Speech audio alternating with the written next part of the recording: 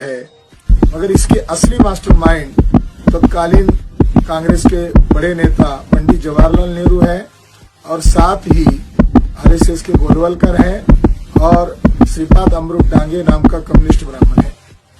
Doctor Baba Saheb Ambedkar Nehru के माध्यम से ये षड्यंत्र। दिसंबर की 6 तारीख को डॉक्टर अम्बेडकर का दिल्ली में देहांत हो गया। सारा देश शोक में डूब गया। अंतिम संस्कार बंबई में होगा, ये सुनते ही शहरों और गांवों से लाखों लोग बंबई आने लगे। बाबा साहब अब संसार से आखिरी विदा ले रहे थे। अंतिम यात्रा दादर चौपाटी पहुंची।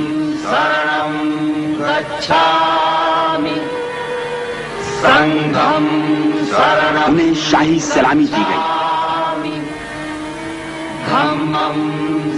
चंदन की चिता में उस महामानव का शरीर लपटों में विलीन हो गया।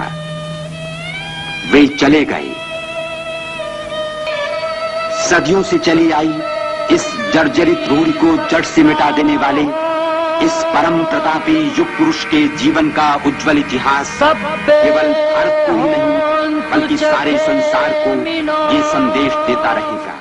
उसमें डॉक्टर बाबा साहब अम्बेडकर की हत्या की और कैसे हुई, इस पर रिसर्च किया गया है और उस रिसर्च में मुझे ये तथ्य पाया गया कि महामानव डॉक्टर बाबा साहब अम्बेडकर की हत्या ही हुई है, उनका नैसर्गिक मृत्यु नहीं हुआ। मगर इस हत्या के पीछे कौन कौन लोग हैं, तो इस हत्या के पीछे मोहरे के तौर पर डॉक्टर सविता अम्बेडकर हैं और डॉक्टर मालवणकर है, मगर इसके असली मास्टरमाइंड तत्कालीन कांग्रेस के बड़े नेता पंडित जवाहरलाल नेहरू है और साथ ही आरएसएस के गोलवलकर हैं और श्रीपाद अमरूप डांगे नाम का कम्युनिस्ट ब्राह्मण है। डॉक्टर बाबा साहेब अम्बेडकर नेहरू के माध्यम से ये षड्यंत्र रचाया गया था और डॉक्टर बाबा साहब अम्बेडकर के ऊपर गलत ट्रीटमेंट की गई और शादी के पश्चात बाबा साहब अम्बेडकर का स्वास्थ्य गिरता जा रहा था।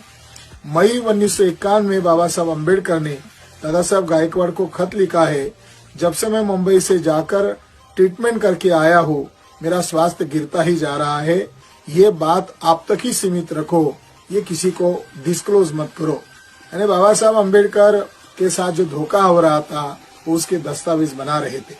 दूसरी बात ये तथ्य सामने आ गया कि बाबा साहब अम्बेडकर ने एक एक मुद्दा टेक ओवर कर लिया था। भारत का संविधान बनाना उनके जीवन का बड़ा लक्ष्य था।